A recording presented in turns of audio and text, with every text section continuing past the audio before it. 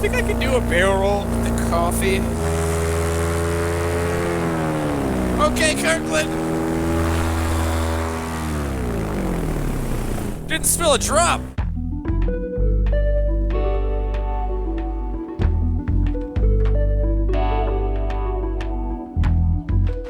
Good morning. This is my first time flying in Washington in the morning. I feel a little sleepy. But I have a coffee that I'm going to put in my paramotor, and we're going to take my paramotor up into the sky and go fly some gloriously smooth, buttery morning Washington air with my buddy Wes, who's right there. He waved. I've prepared on Instagram on my phone a questions and answers. I asked for your questions. You gave me your question. I am going to take my paramotor into the sky and give you my answers. This is the second ever Judson Graham questions and answers time.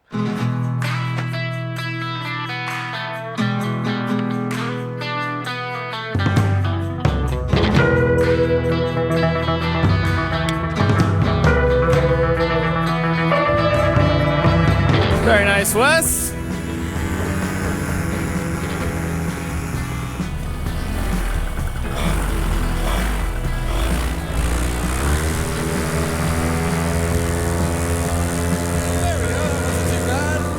Off-grid throttle available at backcountryppg.com, in stock right now. Cruise control.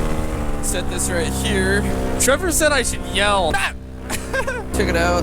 Super duper McFly mobile right here has the selfie stick pocket. Honestly, I think I talk about it every flight. I love the fact that I don't have to sit on the selfie stick with this motor. Oh my gosh, this air is glorious. Why have I not been flying in the morning? Gotta get the telly. Gotta get the telly out. Welcome to the sky. That's what we do around here. We fly around in the sky. Are you looking to learn how to fly in the sky? Well, we can teach you.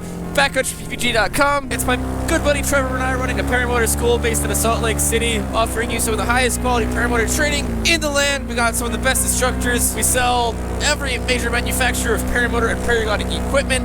Guaranteed fastest response time in the game. With that, let's get into the paramotor. Oh, should I have a coffee first or after? I brought a coffee. Where did Wes go? Wes! Wes! There's Wes. Let's get some Q's and A's going. I asked you guys questions on Instagram, and you responded. Let's start at the bottom. Wicker Sport asks, what is actually the easiest way to start doing this or paragliding as a main hobby? Well, I'm gonna dive down and answer that question for you. What's the easiest way to get started in paramotoring and paragliding? I would recommend starting, ooh, it's a little colder down here. Starting by taking a paramotoring class like we offer at Backcountry PPG. Our class is 10 days. Some people's are a little bit longer. Some people's are a little bit shorter. It's really cool because those kind of classes are full immersion. You're not going out on the weekend, getting a little tidbit of information here, and then forgetting about it, and then doing another weekend. You're just immersed in the sport for 10 days, 2 weeks. That's really how you get a kickstart on your whole thing. I don't know as much about the paragliding side of training, but I will speak on experience from seeing my buddies at Superfly Paragliding in Salt Lake City, Utah. Shout out to you guys, you're rad. And how they teach. Is he landing? Wes, we just took off, buddy. Wes! Uh-oh. Wes had an engine out. What's that thought? We had an emergency. Oh, it's cold! Oh yeah, so paragliding training. I know my friends at Superfly do kind of a rolling style training. I don't know if they start all their beginners on the same day, but I know for their ground school, they all meet a couple times a week on a big Zoom call. And Chris Santa Croce will give a lecture on something. Sometimes you're a more advanced pilot and you're getting to chat about learning how to kite again. There's a little bit of tidbits of information that come in there. That's a good question. I think Wes is okay. He's laying his wing back out. I'm gonna set my cruise control throttle right here. Cruise control throttle available at backcountryppg.com. Best paramotor service supply company in the land.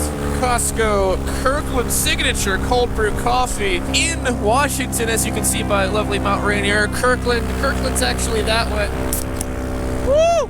I wasn't concerned about Wes's engine out because he landed very gracefully in a really nice spot, basically on a runway. Let's get another question going while we're waiting. My dude Ozzy Haynes, a young pilot out of the UK, asks, where would somebody from the UK want to learn to fly Southwest paramotors? I believe what he's asking is for me to plug their paramotor company in the UK. I haven't really tried to penetrate the UK paramotor training space so much, so if you're in the southwest of the Great Kingdom of United and you want to train with some some rad people. Check out Southwest Paramotors, or if you want to come see the greatest country in the world by a huge margin and witness what the United States has to offer, you can visit Backcountry PPG in Salt Lake City, Utah, and train with Trevor and I. It's me, Jerky. You messaged me a lot. Where is the core of the thermal? Thank you. You know, I don't know. I would say in a no-wind situation, 0 wind up the sky, the core would probably be in the middle. Now, a thermal is a rising column of hot air that pops off the ground as the sun heats it up. That's why birds circle in the sky, and you can soar them. And it's kind of like a bullseye. The outer edges have less lift, the center has more. You really want to be doing your circles while you're thermaling in on that core so you have the maximum updraft velocity hitting your wing. If I had to guess, I would think that the core, if it was a little bit windy, would be on the back side of the thermal. Ooh, coffee, yes. Connor C909 asked, what's the most dangerous thing you've done either by accident or on purpose? Well, Connor, I would have to say the adventure wingman I participated in last September was definitely up there. I did a lot of flying in conditions that were very dynamic. High desert midday flying, very thermic. It was very scary at times. Wes is still working it down there. I definitely had some of the most scary incidents in my flying career. Oh, Wes is in the air, I believe. He survived. But I don't want to scare you. You can easily avoid things like that. Why?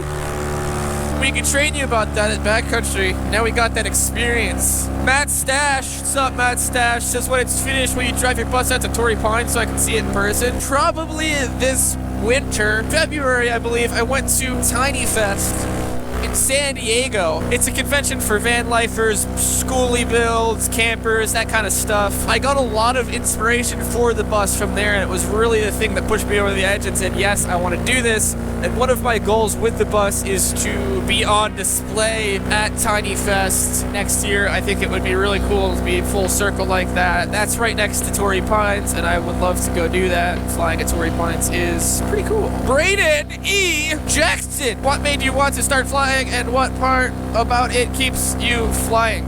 Well, for one, it was the money, and then secondly, as a secondary, it was the women. It was the women and money in paragliding that originally got me started, but then I really stayed for the fans. Here's the story in a nutshell. I've always been very interested in aviation. Like, something about flying stuff just tickled this thing in my brain even when I was really young. But aviation wasn't attainable. My family wasn't into flying. I didn't know you could just go get your pilot's license. And in August of 2017, I saw Tucker's McDonald's video, seeing the paramotor. I was like, that is my thing. I'm going to go do that. And then as I watched the video a little bit more, I realized that it was basically in my backyard at this park that I played baseball in. Everything culminated, and the universe was like, you, Judson, are going to paramotor. And it was magical. That's how I started. And what keeps me in it, the people and the life experiences that being involved in the sport has offered me. My great friend Andrew Solano, when I moved down to Florida, the week I came there, I was sitting in his pool, and he said to me, Judson, welcome to your paramotor adventure. There's nothing like it. You will never cease to be amazed at all of the wonderful, weird places that this sport will take you. And those words have never rang truer. There's a volcano right there. The flying is fun. Don't get me wrong. I think my just ceaseless desire to go out and fly every waking second has waned slightly. I'm more in it for the experiences, places it takes me, and the people like Wes that I get to meet. So that's what keeps me in it. I think I can do a barrel roll with the coffee. Okay, Kirkland. Didn't spill a drop. At the _Noble Steed asks the question. Best tips for a new paramotor pilot. Have been flying PGs for a long time, so he means paragliding pilot, very experienced, wants to transition to motoring. You're based in Salt Lake City. Come out and hang out with us at Backcountry for either a full advanced class or just a couple days. We'll get you dialed in. You already understand the glider control. That's pretty straightforward. You're going to have no problem with that. The weirder thing is the launch and landing, especially in light wind. You guys are used to reverse launches on a hill. In motoring, the postures are all different. You really need to be leaned back, have your hips out, and allow the thrust to take you. So we'd be more focusing on the nuances of the propulsion system behind me. So how does torque steer affect things? Holy I just got a text from the great and powerful Amelia Plack, the chief lead engineer and person designer at Ozone. Hello, hope you are well. The ticket has been booked for you to fly to Jordan, the country, 13th October to 23rd October, Royal Jordanian. That's right, I'm going to Jordan, another Middle Eastern trip this October. Ozone Paramotors, I was invited. What an honor. We're gonna go fly around some wild Jordanian things. And it was just confirmed, it was a little wishy-washy, the plans and everything, but it's gonna be a bunch of some of my favorite people in the entire world flying to Jordan and flying in Jordan. That just happened live on the scene. You saw it here first. What is the average cost of a good setup? That's a great question. $15,000 would be my answer on that.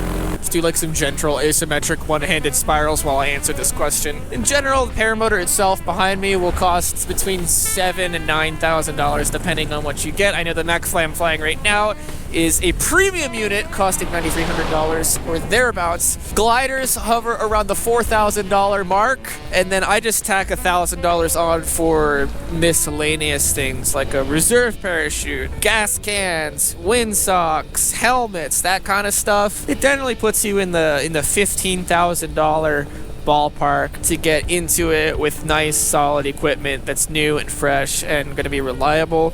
You can definitely do it cheaper. You can get used equipment, used motors, used wings, but then you're dealing with other people's problems more likely than not. Training, if you don't already fly, we charge about $3,500. That's about the industry average. I believe you get what you pay for with your training. If you're going to go try to find somebody who will do it for cheaper, they'll do it for cheaper, and they'll do it for cheaper. It's your life. It's a sport you're going to be in for a really long time, and you want the best possible information going into it, the best possible experience going into it, so highly recommend investing from the beginning. One more question while I fly a little bit lower here. How safe, there's a road that we can foot drag, and I'm going to foot drag the road. How safe is a sudden gust of wind? Is this, if a sudden gust of wind catches you, is there a reserve chute? Well, Saltmarsh, there is a reserve parachute. So I do have a reserve parachute on my side right there. Okay, let's nail this thing right here. And a sudden gust of wind. Well, it depends on how sudden and how gusty the wind is. If it's just a little blip, like a 2 to 3 mile an hour thing, it's gonna be okay. What a great road to foot drag. This is so pleasant. But if it's something like a gust front, like that falls out of a thunderstorm, and it goes from no winds to 20 miles an hour of wind, that's probably going to be a little bit problematic. And what we do is forecast our weather so that we don't encounter something like that. The answer is, it depends. This is why we generally fly in the morning and the evenings. So that was a Q&A from the sky. Thank you for participating. I appreciate that. I'm going to meander on over to the LZ. I'll see you on the landing. Thank you so much for subscribing and watching these videos. I hope you enjoy this style of content. I'm having a blast making them. I have some ideas for some larger scale productions coming up. I'll be posting videos twice a week and keep you guys up to speed on what's going on in my life and what's going on at Backcountry PPG. There's the landing zone in front of us. I shut my motor off. Yar, yar.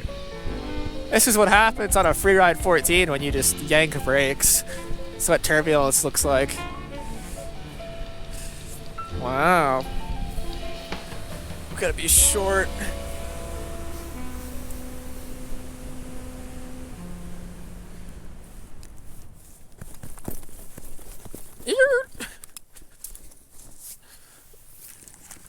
Ah, my helmet.